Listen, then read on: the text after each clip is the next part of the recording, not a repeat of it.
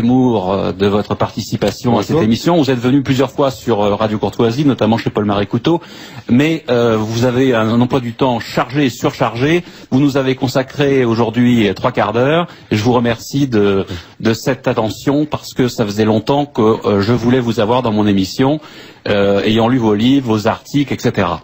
Alors, première question que je serais tenté de vous poser, puisque nous sommes à 8 jours de l'entretien que DSK a consacré à sa propre affaire dans le journal de Claire Chazal sur TF1.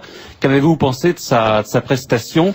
Est-ce qu'il ne vous a pas fait un peu l'effet d'être fabriqué, d'avoir récité sa leçon et en même temps d'utiliser un certain pathos et une certaine dramaturgie?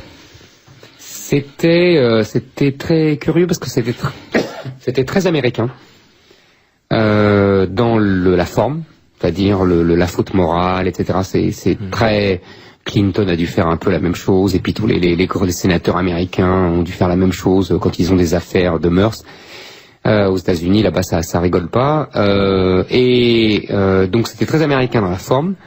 Et en même temps, comme quoi il est très intelligent. Vous aurez remarqué que il s'est voulu plus français que français. Ouais. C'est-à-dire qu'il savait très bien qu'on allait leur reprocher d'être vraiment justement très américain, et il a répété à chaque fois nous autres français, etc. C'était assez intéressant parce qu'il voulait faire naître de l'empathie des Français pour lui, et c'était bien naturel. Après tout, un compatriote, on est spontanément en phase avec lui contre les méchants étrangers. C'est humain. Mais apparemment, ça n'a pas marché parce que quand on entend les différents auditeurs à la radio, etc., la plupart des Français se plaignent de cette prestation télévisée de Dominique Strauss-Kahn. Trop fabriquée. Oui. Avec 2 parties néanmoins. Une première partie précisément très récitée, très apprise, et une deuxième partie sur la crise, elle beaucoup plus spontanée et beaucoup plus naturelle pour l'économiste Strauss-Kahn. Oui, voilà, c'est ça, c'est ce qui l'intéresse vraiment, c'est ce qu'il aime vraiment. On comprend, après tout, on ferait la même chose, hein. Bon, c'est ce qui nous intéresse vraiment, on est meilleurs, etc. Ouais, vous savez, ces exercices-là. Vous savez, c'est très révélateur de l'époque, moi qui ai écrit Le Premier Sexe. Aujourd'hui, il faut voir ça un peu avec du recul. La sexualité masculine doit en permanence s'excuser. Oui. Je crois que c'est ça c'est comme ça, c'est l'époque. Je ne cesse d'observer ça, je ne cesse de... Tout est fait pour la culpabiliser, la criminaliser. Il a eu beau dire qu'il n'y avait pas de violence, etc. Ça fait rien. Il doit quand même passer à la casserole, si j'ose dire, de la faute, du mea culpa, etc. C'est exact. C'est passionnant d'ailleurs. Les historiens s'en passionneront plus tard parce que c'est l'inverse du 19e siècle, où c'était la sexualité féminine qui devait, quoi qu'il arrive, et quoi que ces pauvres filles faisaient ou ne faisaient pas, faire leur mea culpa, et c'était la sexualité féminine qui était comme ça diabolisée. D'un puritanisme l'autre. Exactement. Alors, vous avez d'ailleurs la particularité d'avoir été très critique à l'endroit de Dominique Strauss-Kahn politiquement avant cette affaire, de l'avoir soutenu pendant l'affaire au moment où le système juridictionnel américain lui est tombé dessus, et puis de le redescendre après lorsqu'il est arrivé à Paris pour, en quelque sorte, en vainqueur. Non, oui, c'est ça. Bon, on laisse tomber la dernière partie parce que j'étais pas le seul, franchement, ça a choqué tout le monde. Oui, mais vous avez cette liberté, justement, de ne pas forcément être univoque quant à sa propre personnalité. Je suis jamais univoque. J'essaye de... Non, alors, bon, on laisse tomber la dernière partie parce que ça a choqué beaucoup de monde et ils ont eu tort de travailler comme ça. Ils sont pas d'ailleurs complètement responsables, faut être honnête. Je pense que le système médiatique aussi a des emballements complètement fous, et c'est la conjonction des deux. Mais passons ça, c'est le moins intéressant. Non, ce qui est passionnant, c'est effectivement les 2 premières parties. Là, moi, ce qui m'a vraiment choqué, et je pouvais pas laisser passer ça, c'est pas... Vous savez, moi, quand je vois quelqu'un avec les menottes, spontanément, on est tous pareils. Bon, encore plus en français, à l'étranger, je répète. Donc, spontanément, on est pour lui, quoi. C'est comme un match de foot, quoi. On est toujours pour l'équipe de France. Donc ça, c'est normal, quoi qu'il arrive. En plus, bon, ça, c'est une première chose. Deuxièmement, je vous ai dit tout à l'heure, j'ai pas mal réfléchi sur les mécomptes de la sexualité masculine aujourd'hui. Et donc, spontanément, j'observe ça et je me dis, voilà, c'est encore une fois, quand vous vous rendez compte que le viol aujourd'hui n'est jamais prescriptible en France. Vous vous rendez compte? C'est comme les crimes contre l'humanité. Il y a le viol et le crime contre l'humanité. Vous voyez, c'est extraordinaire. Il faut, si on s'arrête 30 secondes sur ce que ça signifie, ça veut dire, moi j'ai une thèse, je pense que, vous savez, chaque époque a son crime le plus absolu, le plus élevé. Au XVIIIe siècle, c'est le régicide. Vous vous souvenez de l'histoire de Damien, il effleure le roi Louis XV avec un couteau, il sera écartelé. Aujourd'hui, c'est le corps de la femme. Donc, le corps de la femme est sacré dans l'imaginaire collectif, et donc celui qui effleure le corps de la femme doit être écartelé. Donc, c'est pour ça que j'ai pris. Deuxièmement, ce qui m'amusait beaucoup, mais ça vous avez dû le remarquer, c'est que quand même, nos professeurs de morale habituels, qui justement ont forgé cet imaginaire sur la femme, la droit de la femme, sacré, etc., étaient les premiers à prendre parti pour Dominique Strauss-Kahn parce que c'était leur copain. Ouais. Moi, je veux bien qu'on défende son copain, j'adore ça, je trouve ça formidable, moi, l'amitié, je trouve ça extraordinaire. Franchement, je suis sincère, c'est pas du tout ironique. Je suis tout à fait d'accord, un copain, c'est sacré, on doit le défendre même si il fait mal, je comprends ça. Mais dans ce cas-là, ne nous donnez plus de leçons de morale. Vous voyez, c'est pour ça que je vous ai donné l'impression de le défendre pour ces deux raisons. Parce que, d'abord, je vous ai dit, voilà, et deux, ces défenseurs étaient vraiment choquants, quoi. C'était vraiment bon. Et donc après, on retrouve sa liberté de penser, quoi. Alors, une question que je ne peux pas m'empêcher de vous poser sans transition, si j'ose dire. Vous avez pendant 5 ans été chroniqueur sur France 2 dans l'émission de Laurent Ruquier. On n'est pas couché. Et vous étiez avec Éric Nolot, l'un d'abord avec Michel Pollack et ensuite avec Éric Nolot, l'un des chroniqueurs décapants de cette émission. Depuis, 2 collègues féminines, si j'ose dire, journalistes, Audrey Pulvar et Natacha Polony, vous ont succédé à vous et à Éric Nolot. Est-ce que vous pouvez nous dire ce que vous pensez de leurs prestations? Il y a déjà eu 3 émissions. Qu'est-ce que vous en pensez? Je n'en pense rien. Je me refuse absolument à tout commentaire. Donc je ne vais pas commencer ici. Non, en plus je ne regarde pas. Non pas par hostilité, mais parce que moi-même je ne me regardais pas moi. Et donc voilà, je regarde très peu la télévision et donc je vais pas encore moins regarder. En plus, vous savez, il y a toujours le syndrome du successeur qui est forcément un usurpateur. Donc ça sert à rien de se mettre là-dedans. Il y avait, je crois, une phrase très jolie de Saint-Simon qui disait tous les prédécesseurs sont des intrigants et tous sont des incapables et tous les successeurs sont des intrigants. Donc voilà, c'est normal. Donc j'ai pas du tout envie. Alors on me fait des commentaires ici ou là. Alors justement, pour rejoindre un peu votre thèse, est-ce que ces 2 journalistes ne peuvent pas de toute façon ne pas être meilleures que vous, parce que soit elles sont très féminines et auquel cas elles ne pourront pas être aussi percutantes, ou alors elles sortent de leur féminité et alors à ce moment-là, elles deviennent très masculines et comme elles ne sont pas précisément des hommes, elles ne seront pas aussi efficaces que des hommes. C'est la grande discussion que j'ai eue déjà avec des amis d'ailleurs. Est-ce que cet exercice-là de la polémique qui s'apparente au duel, en fait, ça s'apparente au duel. On n'a pas des épées, mais c'est la même chose. Est-ce que c'est un exercice qui sied aux dames? Alors les féministes vont me dire que c'est l'indistinction généralisée et donc que tout peut être fait. Très bien. Moi, je ne pense pas, mais bon, voilà. Parce que Natacha Polony, ça n'engage que moi, qui est une femme intelligente, qui écrit des livres intéressants, qui a des idées d'ailleurs qui ne sont pas très éloignées des vôtres sur un certain nombre de points. C'est pour ça qu'elle a été prise. Voilà. Elle a quand même du mal à faire du Zemmour, sachant qu'elle ne veut pas en faire d'ailleurs, et elle est prise entre 2 feux, entre la volonté de se distinguer et de dire des choses vraies, et en même temps une part de liant que toutes les femmes ont par rapport à cette émission, qui lui fait faire des petites concessions sur la forme, sur le plan discursif en tout cas. Et c'est vous qui le dites. Voilà, exactement. Alors, Éric Zemmour, vous avez été en proie à la vindicte des bien-pensants depuis maintenant de très nombreuses années. Il y a même eu un procès il y a quelque temps qui vous a été intenté. On ne répétera pas les propos puisqu'on ne peut pas précisément à cause de la loi Pleven ou de la loi Guesso. J'ai été étonné néanmoins, puisque vous avez été condamné, je crois, sur le motif, le verdict a parlé d'incitation à la discrimination raciale. J'ai été étonné, et je pense que je ne suis pas le seul, que vous n'ayez pas fait appel. Non, mais beaucoup de gens... Quelle est la raison? Parce que ça vous ressemble pas, ça. Beaucoup de gens ont été étonnés. Mon avocat le premier. C'est une décision personnelle que j'ai prise contre tout le monde. Je la maintiens, d'ailleurs je ne la regrette pas et je vais vous expliquer en 2 mots, c'est très simple.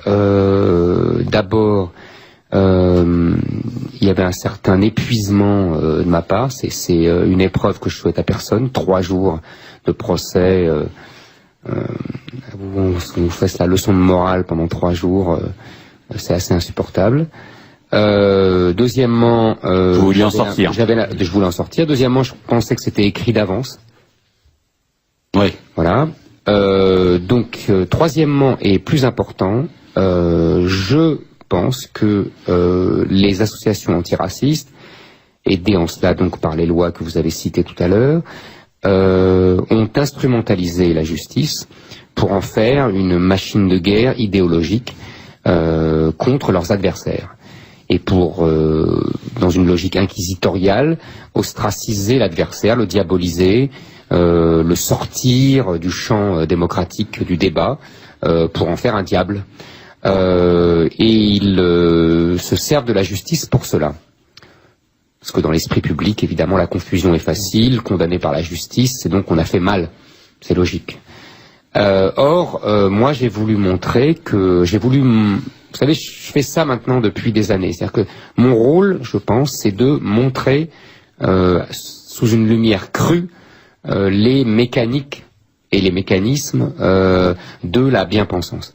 Et là, j'ai voulu montrer cette instrumentalisation de la justice pour bien dire que ce n'était pas une affaire de justice, que la justice n'avait rien à y faire, et que c'était une affaire politique. Et que donc, en refusant de faire appel, je déniais au juge la légitimité de rentrer dans cette bataille-là. Ce n'est pas au juge de régler ça, même si la loi le lui donne, je respecte la loi, j'ai été condamné, c'est avec sursis. Très bien, voilà. Mais je ne fais pas appel parce que j'estime que ce n'est pas au juge de trancher cette bataille-là entre mes adversaires et moi. C'est une querelle politique, idéologique, et c'est pour ça que quelques jours après, vous vous souvenez, j'ai saisi l'occasion que me donnait Hervé Novelli, oui, le député UMP, de venir parler devant l'UMP. Ça aussi, ça m'a beaucoup été reproché. Je ne prenais pas ma carte UMP soudain, mais ni d'aucun autre parti d'ailleurs. Simplement, je voulais montrer, je saisissais l'occasion, parce que c'est une occasion, c'est le hasard qui a fait le larron, mais je saisissais l'occasion pour montrer que c'était une bataille politique, c'était une question politique. Et donc, je renvoyais mes adversaires à un combat politique qu'ils refusent, parce qu'ils ne veulent pas de l'affrontement des idées, ils veulent diaboliser l'adversaire pour le mettre hors de la société des hommes. Vous savez, c'est c'est l'Inquisition, et c'est la fameuse phrase de Sartre, tous les anticommunistes sont des chiens. Voilà, tous ceux qui ne sont pas avec l'antiracisme militant sont des chiens. Ben non. Et vous n'avez pas eu la tentation de faire monter de la mayonnaise à l'intérieur du procès après le verdict plutôt que de le faire devant les députés de l'UMP et de la droite populaire? Je veux dire par là, est-ce que vous n'avez pas pensé qu'il était à un moment donné utile, quand vous avez été condamné, de clamer haut et fort en faisant appel votre position afin de justement qu'on en parle et que médiatiquement la sauce prenne? Ça ne sert à rien. Pas pour que vous gagniez judiciairement, oui, mais pour que médiatiquement, il y ait à ce moment-là une montée aux extrêmes. Ça ne sert à rien non plus. Vous avez vu comment a été traité le procès. Ça ne sert à rien. Vous aviez plus à perdre qu'à gagner, ça c'est sûr. Mais oui, médiatiquement en plus, j'ai pas été... même les journaux hostiles ont plutôt raconté la faiblesse juridique de mes adversaires et la qualité de nos réponses, même des journaux comme Libération, Le Monde, quand vous lisez les papiers. Et qu'est-ce que ça a changé? Rien. Alors, on va pas parler que de choses négatives. Vous êtes un amoureux de la France, Éric Zemmour, de la France d'ailleurs, aussi bien fille aînée de l'Église que de la France révolutionnaire, ce qui n'est pas le cas de tous les auditeurs de Radio Courtoisie, comme vous le savez. Est-ce que cet amour de la France, vous l'avez eu dès l'adolescence? À partir de quel âge, finalement, vous aimez la France? L'enfance. L'enfance. Simplement, vous ne l'exprimiez pas, évidemment. C'était pas explicité, c'était pas... Vous savez, moi, je suis... vous allez comprendre ce que je dis. Pour les enfants nés avant 68, c'est aussi naturel que l'air qu'on respire. On n'a pas besoin de le clamer, c'est normal. C'est depuis que c'est devenu anormal. Aujourd'hui, à l'époque, moi, quand dans mon enfance... Franchement, on se pose même pas la question. On aime la France naturellement, on admire le général de Gaulle. Mais aussi parce que vous étiez enfant, donc quand on est enfant, on ne clame pas de toute façon l'amour de la France. Vous avez raison, mais je veux dire, nos parents, nos grands-parents, pour eux, c'était normal. Vous voyez ce que je veux dire? Oui. Alors, ils s'écripaient autour du général de Gaulle, autour de la table. Voilà, la figure du général de Gaulle était vraiment le sujet. Voilà, on s'écripait autour de lui, mais personne ne disait qu'il n'aimait pas la France, et personne, et personne ne disait que le général de Gaulle n'aimait pas la France. Mais on s'écripait autour de lui, c'était comme ça. Alors, Éric Zemmour, je rappelle que vous êtes journaliste et chroniqueur à RTL, à iTélé, prochainement sur Paris Première avec Éric Nolot. L'émission commence quand d'ailleurs? Alors pour nous c'est jeudi soir, parce qu'on l'enregistre jeudi soir, et pour les téléspectateurs c'est vendredi soir, je crois 22h30 sur Paris Première, et ça repassera je crois le samedi soir. Voilà, on fait une émission. Comment s'intitule-t-elle? Vous savez, ils se sont pas foulés. Ça s'appelle Zemmour et Nolot. En fait, ça m'amuse beaucoup parce que, mais l'histoire est assez amusante parce qu'au départ, ils ont cherché, la production a cherché des titres un peu sophistiqués, et puis les gens venaient les voir en leur disant mais pourquoi vous cassez la tête, puisque tous les gens diront c'est Zemmour et Nolot. Donc ils en ont eu marre et ils ont appelé ça Zemmour et Nolot. Bon, donc voilà, ça c'est au moins réglé. Non, mais ça sera une émission, on va faire simple. On aura 2 invités pendant 1 heure, une moitié chacun, et puis on va essayer de faire ce qu'on faisait bien chez Ruquier, c'est-à-dire un vrai débat. Vous voyez, pas 3 questions de 10 secondes et 3 réponses de 30 secondes, un vrai débat d'1 quart d'heure à chaque fois, sans interruption, où on pourra aborder 2, 3 questions comme ça avec l'invité. Le premier invité sera un invité politique. Le second sera ou un écrivain ou un type de la société civile. Enfin, vous voyez, on choisira selon l'actualité. Et puis, on essayera d'avoir un vrai échange pour essayer d'aller au fond de ces choses. Comme moi, j'avais plaisir à le faire. Et je crois qu'il y avait beaucoup de gens qui avaient plaisir à le regarder chez Ruquier. Voilà. Mais je crois que ça sera un petit peu différent néanmoins parce que Nolot sera le présentateur et vous le chroniqueur et l'aiguilleur idéologique en quelque sorte. Oui, enfin, on va essayer de tirer le meilleur parti de nos qualités respectives. C'est-à-dire que Nolot a déjà fait le maître de cérémonie justement sur Paris Première dans une autre émission, donc il sait faire ça, donner la parole, etc. Le temps, et puis moi, je pense que ce que je fais de mieux, c'est plutôt comme ça l'affrontement idéologique pour forcer l'interlocuteur un peu à se mettre sur la table. Je crois que c'est ça que les gens aiment, je crois que voilà, il y a ça, donc il y a aucune raison que j'ai pas envie de devenir subitement animateur télé. Ce qui m'intéresse, c'est débattre avec l'invité, et je crois que c'est ce qui intéresse les gens. Donc voilà. Alors, vous êtes Éric Zemmour, je ne crois pas trahir votre pensée, un nostalgique de la France des années 60, 70. C'est mon enfance, c'est normal. Et vous avez écrit un livre récemment, l'an dernier, qui s'intitule Mélancolie française. Et j'ai voulu vous faire plaisir et faire plaisir aux auditeurs en passant la chanson de Michel Sardou, Le France, qui renvoie, je pense, à ce que vous pouvez écrire, à ce que vous pouvez dire et un petit peu à la France que vous aimez. On écoute Le France de Michel Sardou et on se retrouve tout de suite après. Voilà, Éric Zemmour, Le France, donc, de Michel Sardou. Mais alors, vous disiez oui pendant la pause que on ne pouvait pas vous réduire à la France des années 60. Non, évidemment. Moi ça me dérange pas, parce que d'abord c'est mon enfance et j'ai eu une enfance très heureuse, et que ensuite c'était l'époque du général de Gaulle et c'était quand même, ça avait une sacrée gueule. Donc bon, ça déjà, je suis très content. Mais parce que vous parliez de Mélancolie française. Oui. Et Mélancolie française, Vraiment, j'ai essayé d'expliquer justement que le déclin français vient de très loin et donner toutes les étapes. Les années 60 ne sont qu'une tentative désespérée. J'emploie le mot désespéré exprès parce que je pense que De Gaulle le sait que c'est désespéré, mais il tente quand même de redonner le lustre d'antan en profitant d'une situation géostratégique qui lui paraît pas trop défavorable. Est-ce que c'est pas un coup de bluff? C'est un coup de bluff, mais ça fait rien, c'est beau les coups de bluff. Oui, c'est un coup de bluff. Bon, mais il tente, il se dit qu'il a un peu de temps devant lui parce que l'Allemagne est coupée en deux. Vous savez, tout notre problème en Europe, Sabinville l'avait montré en son temps. Notre problème, c'est l'unité allemande. À partir du moment où on a l'Allemagne unie à côté de nous, c'est une catastrophe, c'est tout. C'est ça la vérité, évidemment pour la domination française sur l'Europe. Et on le voit aujourd'hui encore. Donc en fait, De Gaulle a profité d'un moment où l'Allemagne était coupée en deux, et donc où elle était affaiblie, et où pouvait être le fameux jockey conduisant le cheval allemand, vous savez, selon sa formule. On voit bien qu'aujourd'hui, le jockey c'est l'Allemagne et que le cheval c'est l'Allemagne. Donc comme ça. Alors justement, j'ai 2-3 questions, Éric Zemmour, à vous poser, parce que je voudrais qu'on éclaircisse certains points sur lesquels vous vous exprimez en général, mais de manière trop brève, parce que le temps médiatique n'est pas le temps réel dans la discussion intellectuelle. Vous avez souvent critiqué l'Allemagne et l'Europe dans sa construction et dans des termes souvent, dirait-on, souverainistes, pour faire court.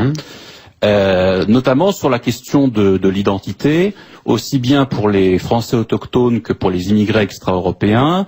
Vous avez toujours proclamé que la différence entre la France et l'Allemagne, c'est que la France avait une conception universaliste et une conception méritocratique et républicaine, qui faisait qu'elle devait assimiler les particularismes locaux et les identités collectives des peuples. Au lieu que l'Allemagne avait une conception plus ethnique et plus populiste, on pourrait dire, de l'identité.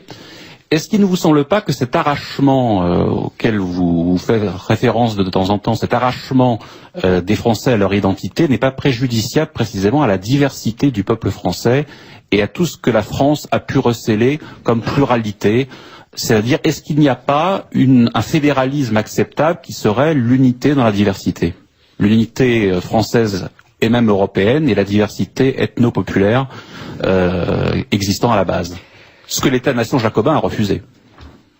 Ouais. Alors, votre question est complexe. D'abord, je ne critique pas l'Allemagne. Non, c'est vrai, je critique la construction européenne, oui, mais je critique jamais l'Allemagne. Je pense que l'Allemagne défend ses intérêts et qu'ils ont bien raison. Simplement, j'essaye de montrer, contrairement à ce qu'on nous raconte, que les intérêts de l'Allemagne sont de moins en moins ceux de la France. Voilà, et que le fameux couple franco-allemand n'est qu'un mythe. Mais vous avez même tendance à le dire dès le 19e siècle, qu'il y avait cet antagonisme entre l'Allemagne et la domination française. Mais bien sûr, bien évidemment. Mais simplement là, maintenant, depuis les années 60, on parle de la grande réconciliation, du couple franco-allemand, etc. Je pense que aujourd'hui, c'est de moins en moins le cas, que les Allemands aujourd'hui sont dans une stratégie mondiale, une sorte de petite Chine qui a tout basé sur ses exportations, qui craint un vieillissement précoce. Vous savez que ils vont être 20 millions de moins dans 20 ans. C'est-à-dire qu'ils seront 60 millions au lieu de 80, avec une population très vieillissante, très vieillissante, puisqu'il n'y a plus d'enfants en Allemagne. Donc, si vous voulez, nous n'avons pas les mêmes intérêts, les mêmes angoisses, le même avenir. Donc, je pense que ce couple franco-allemand est voué à se briser. Bon, mais pourquoi ne ferait-on pas de cette différence entre l'Allemagne et la France une complémentarité plutôt qu'une opposition si on se situe dans une perspective européenne, par exemple? Je comprends qu'on fasse une complémentarité. Le problème, c'est que, si vous voulez, il y a des... prenons par exemple l'euro. Eux, ils ont intérêt à avoir un euro cher parce qu'ils préparent la retraite de leurs vieux, donc les économies de leur population vieillissante. Nous, on a intérêt à avoir un euro moins cher parce qu'on n'arrive plus à exporter. Donc vous voyez là, qu'est-ce qu'on fait? Oui, c'est des choses. Je veux bien la complémentarité, c'est très bien, mais finalement, on a des antagonismes et il y a des tas de choses comme ça. Bon. Et on peut peut-être se poser la question de savoir si un euro qui serait à la fois en Allemagne et en France pourrait être, par exemple, efficace face à la domination du dollar. C'est-à-dire, aujourd'hui, l'euro, effectivement, pose des tas de problèmes et on peut critiquer l'euro, c'est évident. On voit bien où ça mène. Mais est-ce que pour autant, il faut jeter le bébé avec l'eau du bain, hein? Mais le problème, c'est que l'euro n'a jamais rempli le seul rôle qui serait intéressant, c'est-à-dire de remplacer le dollar comme monnaie de réserve. Le jour où les pays pétroliers voudront être payés en euros, là, je vous dirais, l'euro a gagné. Tant qu'ils seront payés en dollars, le dollar gardera son statut exceptionnel de monnaie de réserve et donc les Américains continueront à faire tourner la planche à billets comme ils le voudront et quand ils le voudront selon leurs intérêts. Donc pour l'instant, l'euro a échoué. C'est tout. Oui. Voilà. Bon. Alors, et à quel prix? Bon. Deuxièmement, parce que votre question, il y avait deux choses très différentes. Sur l'arrachement des individus français ou moi, non, je veux bien, je comprends cette nostalgie des Bretons, etc., de toutes les régions françaises qui avaient leur charme, leur richesse, etc. Je suis tout à fait d'accord, c'est le vieux combat de Mistral, de Maurras, etc., avant au XIXe siècle, je comprends très bien. Mais c'est l'histoire de France. C'est-à-dire que c'est pas seulement les Jacobins qui ont centralisé et qui ont les rois de France. Les rois de France ont préparé le terrain. Voilà, vous savez bien, c'est toute la thèse. Voilà, on connaît tout ça. Donc on refait pas cette histoire. Et je pense que il faut essayer de comprendre pourquoi ont-ils fait ça. Moi, c'est ce que j'essaie d'expliquer dans Mélancolie française, c'est que nous sommes le pays des guerres civiles. Et que, à partir du moment où nous sommes le pays des guerres civiles, pour éviter la guerre civile, il faut un pouvoir fort. Et comme en plus, à partir du XVe siècle, ces guerres civiles-là sont devenues des guerres de religion, il a fallu, unifier. Non, il a fallu dégager le religieux de l'espace public, donc le sacré de l'espace public, d'où la laïcité à la française, c'est-à-dire le religieux est confiné au privé, et mettre du sacré à la place, et le sacré à la place, ce fut l'État. C'est-à-dire Louis XIV, puis puis Robespierre, puis Bonaparte, puis la République. Vous voyez ?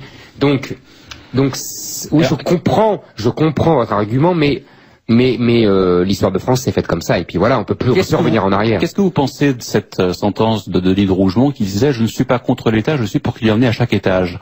C'est-à-dire qu'il peut y avoir un État sur le plan local, sur le plan national, sur le plan continental, selon le fameux principe de subsidiarité contre la souveraineté une et indivisible. Je vais vous dire, l'expérience prouve que c'est une catastrophe. L'expérience de décentralisation. Oui, mais ça a été la décentralisation de la centralisation. Hein. Bah oui, ça nous coûte une fortune, vous savez. Ah oui, on est d'accord. Ils ont embauché depuis 15 ans, je crois, 500 000 fonctionnaires. Une fausse décentralisation. Ah bah, c'est peut-être une fausse décentralisation, mais en tout cas, on le paye. Oui. On le paye. Et je vous parle pas de Bruxelles.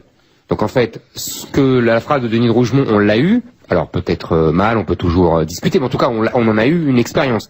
Et c'est une catastrophe. Je vais vous dire, moi, ça me rend pas moins jacobin. Hein. Bon, alors ça, c'est une longue discussion, de toute façon. Hein. Moi, je comprends les arguments, je comprends très bien. Il n'empêche que, je vais vous dire, je veux pas être de mauvaise foi, mais les grands moments de la grandeur française furent quand même des moments d'hyper-centralisme. C'est-à-dire Louis XIV, Bonaparte, De Gaulle, c'est quand même les moments où l'État a un pouvoir énorme et où il tire tout le monde. Puissance économique comprise. Je veux dire, on est naturellement doué pour le dirigiste, quoi. Il faut le dire. Mais est-ce que vous n'avez pas, vous, Éric Zemmour, même subjectivement, une tendance à glorifier l'État fort par rapport au bien commun? Parce que la grandeur de la France, par exemple, quand on parle de la grandeur de la France, Napoléon, De Gaulle, etc., c'est par rapport à une extension géographique, par rapport à son rayonnement dans le monde, par rapport à sa grandeur immédiate, par rapport au bonheur des gens, et moins par rapport au bien commun. Peut-être. On me posait une question, moi je pense que c'est associé, mais... Small is beautiful. Ouais, mais je pense pas, moi. Mais... Tout d'un coup. Bon, alors, une autre question quand même, parce que c'est des gens corrects. Ah oui, je vois où vous voulez en venir. Alors, une autre question que je me pose et que se pose peut-être aussi un certain nombre d'auditeurs, on passe aussi vraiment sans transition à un sujet délicat. Vous avez rarement pris parti sur la question du conflit israélo-palestinien. en privilégiant les intérêts français qui vous estimez être d'abord les plus importants et les plus immédiatement compris par nous. Est-ce que ça nous empêche, même si nous avons un désir de défendre les intérêts français, d'avoir une conception X ou Y sur le conflit israélo-palestinien, et quelle est votre position sur ce conflit? Je suis intervenu sur ce conflit dans mes chroniques RTL. J'ai fait plusieurs chroniques RTL, vous les avez pas entendues. J'ai lu votre livre Z comme Zemmour. Ouais. Et j'ai pas vu ça, mais si, peut-être que il y en a. Ouais. Et depuis, j'en ai refait. Non, je vous assure. Ouais. Mais c'est vrai que je ne, écoutez, on va être franc. Ouais. Je ne supporte pas, ces citoyens français de religion juive qui, parce qu'ils sont juifs, se croient autorisés à avoir un avis péremptoire et définitif sur le conflit israélo-arabe. Moi, je ne suis pas un citoyen israélien, je suis un citoyen français, un patriote français, pas un patriote israélien. Donc, excusez-moi, mais je n'ai pas à prendre parti sur le conflit israélo-arabe plus que, je sais pas moi, sur la guerre en Somalie ou sur je sais pas moi, l'Amérique du Sud ou non. Je suis désolé. Pourquoi me demander à moi? Non, il n'y a aucune raison. Bon. Deuxièmement, non mais c'est vrai, il n'y a aucune raison.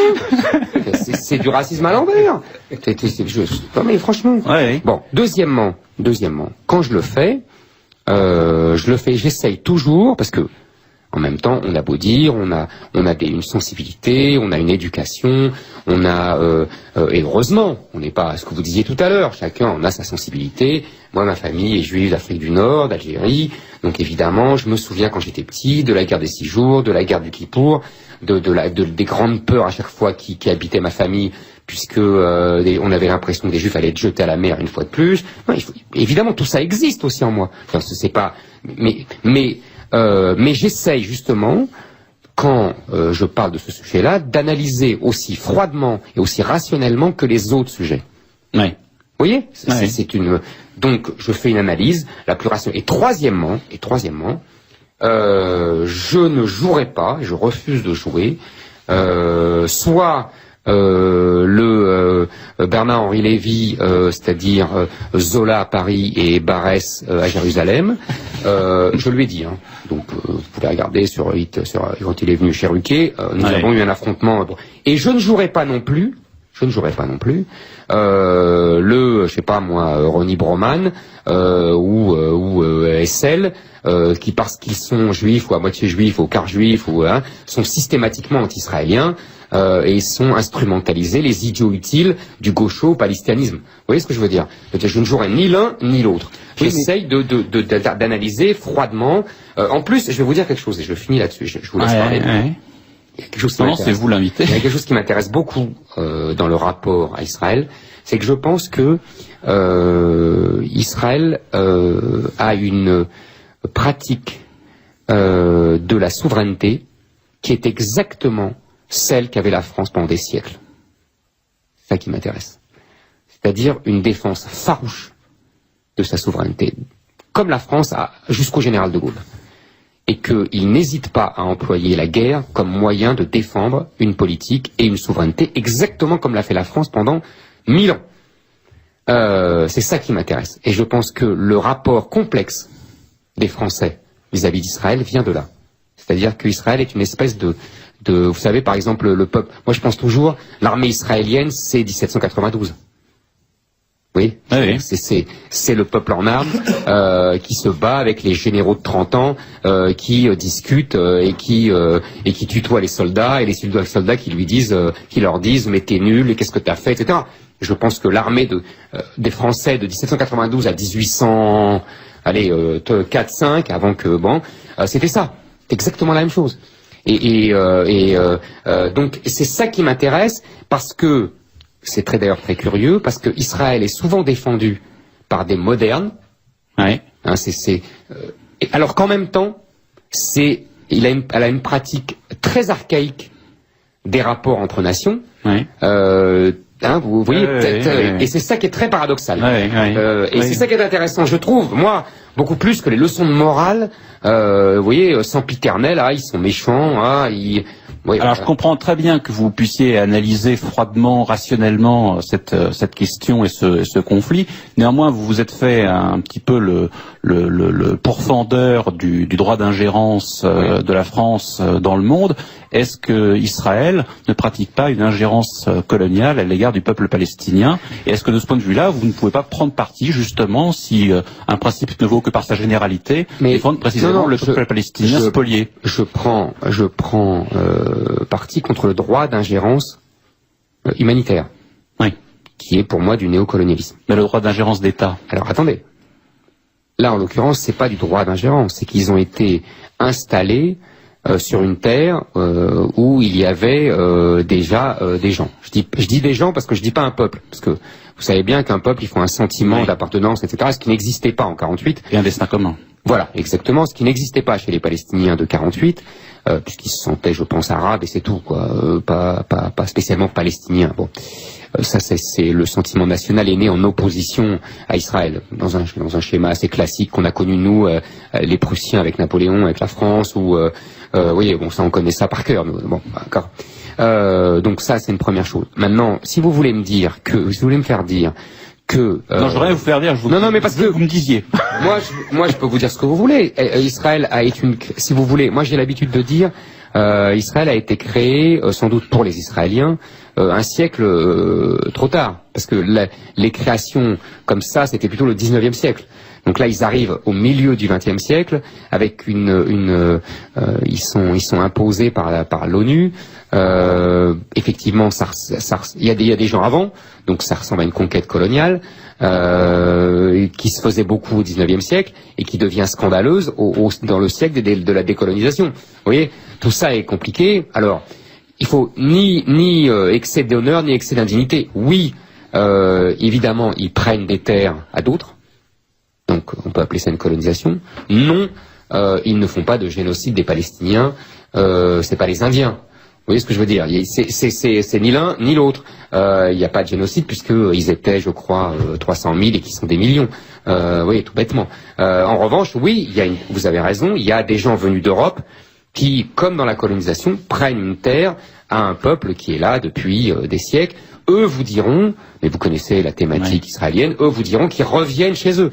C'est une discussion sans fin, comme ils vous diront que les Espagnols ont chassé les Arabes après 7 siècles d'occupation et que eux, ils les chassent après 1000 ans ou 2000 ans d'occupation. C'est une discussion sans fin. C'est pour ça que je ne veux pas rentrer dans cette discussion. Vous comprenez? Alors, autre question, autre éclaircissement. À plusieurs reprises, chez Laurent Ruquier, vous vous êtes fait aussi le pourfendeur du capitalisme mondialisé, de l'argent roi. Vous avez tenu un discours souvent très social et cité Marx dans ses critiques du capitalisme, pas dans ses conclusions, évidemment. Et en même temps, paradoxalement, sur le plan social, tout ce qui concerne les conquêtes sociales, que ce soit la retraite à 60 ans, que ce soit les sans-abri défendus peut-être démagogiquement par une certaine gauche humanitaire aux droits de l'homiste. Peut-être. Oui, mais le problème, évidemment, c'est que moi, ça me faisait vraiment de la peine devant mon poste de vous voir là aussi jeter le bébé avec l'eau du bain. Au lieu de défendre le social et de défendre une certaine droite sociale contre la démagogie sociale d'une certaine gauche droit de l'homiste, vous aviez tendance à avoir un réflexe libéral en disant que les conquêtes sociales, la retraite à 60 ans, etc., c'est bidon, parce qu'en fait, c'est le Parti socialiste ou le Parti communiste qui instrumentalise tout ça. Non. Je pense que, effectivement, je pense que Marx a fait une analyse du capitalisme mondialisé, alors là, pour le coup, prophétique, capitaliste qui se mondialise tout le temps et qui détruit les structures traditionnelles, famille, État, nation, etc., pour implanter la seule loi du marché. Ça, c'était magnifique, et donc je m'en sers évidemment, oui, parce que c'est remarquable, il n'y a aucune raison de ne pas s'en servir. Premièrement. Deuxièmement, comment vous dire, ils défendent pas le social. C'est là que vous me comprenez. Non, mais vous pourriez critiquer l'instrumentalisation du social par cette gauche droite l'homiste en vous faisant justement l'apologiste du social d'un point de vue qui serait entre guillemets de droite.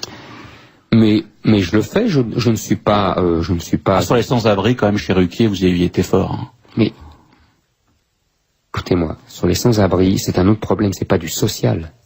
Bah, c'est du social ponctuel, c'est pas du politique, c'est vrai, non, c'est de l'humanitaire, oui, du démagogique, mais ça vaut mieux que rien. Non. Et si, ça vaut mieux que rien. Moi, je pense que non. C'est là notre désaccord.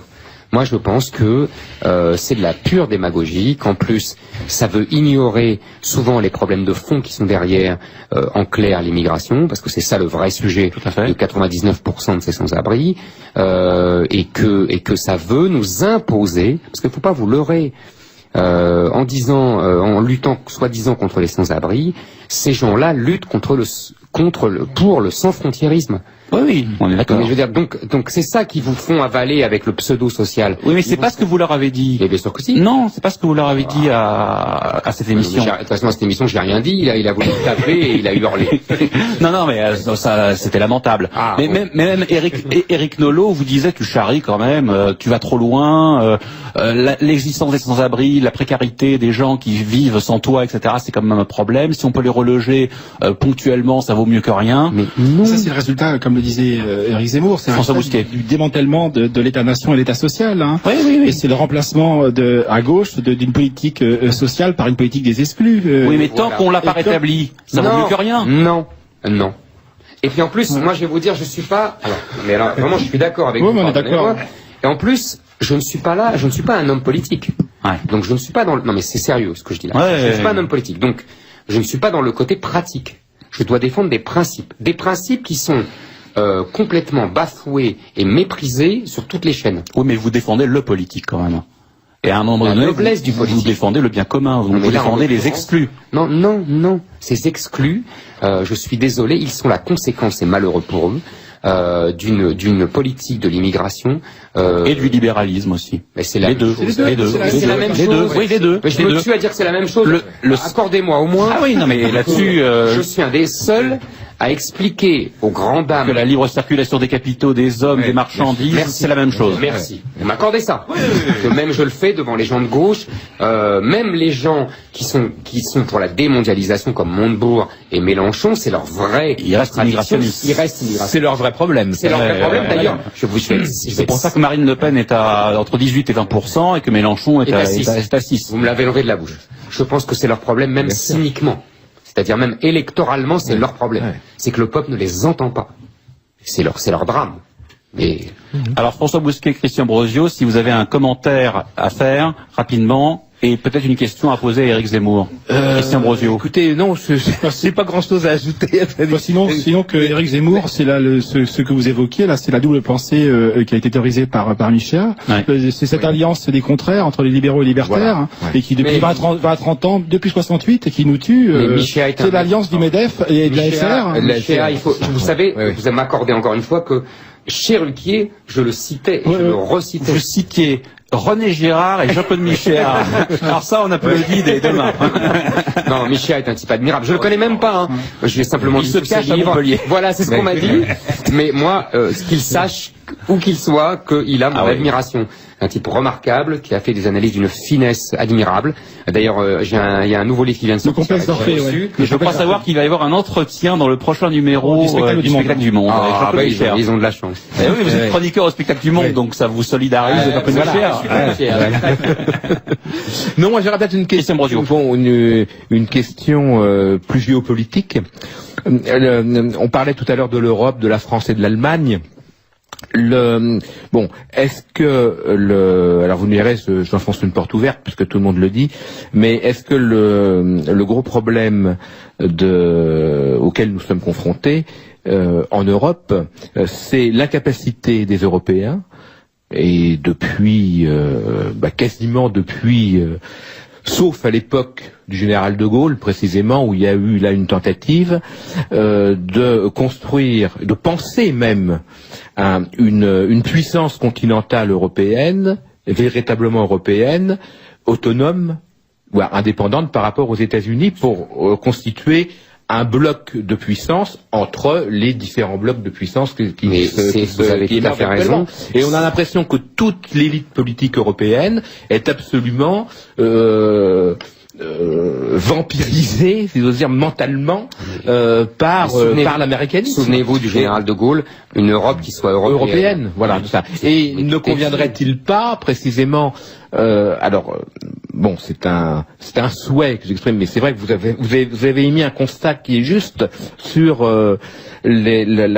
comment dirais-je, la faille qui a tendance à se creuser actuellement entre la France et l'Allemagne, mais ne conviendrait-il pas, alors je veux dire, on peut toujours dire avec des si et d'ailleurs on pourrait faire beaucoup de choses, mais essayer de penser les relations franco-allemandes, en allant au-delà d'ailleurs des relations franco-allemandes, vers un axe, ce qu'on a appelé l'axe Paris-Berlin-Moscou, mais également qui doit également se rapprocher avec la Russie, qui est notre grand allié, notre grand partenaire naturel. Vous savez bien, si vous m'avez fait l'honneur de lire Mélancolie française, que vraiment, j'ai insisté là-dessus longuement, parce que je pense que c'est la grande idée de Napoléon. Oui.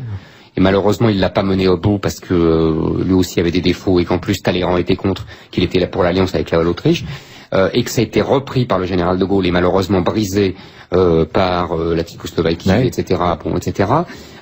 Et que vous avez tout à fait raison. La grande idée française, c'est France, Allemagne, Russie. Le problème, c'est que aujourd'hui, il me semble-t-il, nous sommes le plus faible des trois. Et que l'Allemagne a choisi comme au temps de la Grande Catherine, de diriger la modernisation de la Russie et de plus s'occuper de la France. Je pense que la France, pour elle, est au mieux un appendice, au pire un boulet. Et que elle est tentée aujourd'hui par le Grand Est, mais non pas le Grand. Le Grand Est, pour elle, c'est la Russie et la Chine. Vous voyez, et que le reste va exister de moins en moins. C'est pour ça que je crains que ça soit difficile à réaliser. C'est ça. Oui. Et qu'ils vont être uniquement leur seul handicap, je l'ai dit tout à l'heure, c'est qu'ils vont être rattrapés par le vieillissement. C'est pour ça qu'ils entassent comme ça, on faut les comprendre, ils entassent des réserves c'est la cigale et la fourmi, quoi. Et ils entassent des réserves parce que quand la bise sera venue, ils vont déguster. À propos du vieillissement, le problème démographique est évidemment capital en Europe, puisque ça touche tout le monde, y compris la Russie, et on peut noter surtout la Russie, et à ce propos, on peut noter les différences de politique menée en Russie et ailleurs en Europe, puisque apparemment, même si ce sera extrêmement difficile, il ne faut pas se leurrer, mais apparemment l'équipe Poutine-Medvedev, tout à fait consciente du problème, essaye de relancer une politique démographique nataliste, aux grandes dames de toutes les grandes consciences européennes, occidentales, qui utilisent cette politique de Poutine pour la traite de raciste. Qui les traite de racistes. C'est absolument sidérant. Enfin, c'est absolument pas. Moi, je m'étonne même plus. Bon, Éric Zemmour, on va vous libérer parce que je crois que vous devez partir. En tout cas, merci d'être venu nous voir, nous rendre visite, parce que vous avez peu l'occasion de le faire, mais j'espère qu'on pourra vous recevoir quand même un autre jour, un autre moment, dans une autre émission. Et puis, en tout cas, merci pour nous libérer la parole à la télévision, à la radio et dans vos écrits, parce qu'il y a peu d'esprits malheureusement qui aujourd'hui peuvent le faire avec liberté, indépendance et courtoisie, même si vous pouvez pousser des coups de gueule quelquefois qui sont salutaires. Merci à vous. Merci. Vous êtes nécessaire et ménagez-vous quand même un peu. Oui, parce que vous devez travailler avec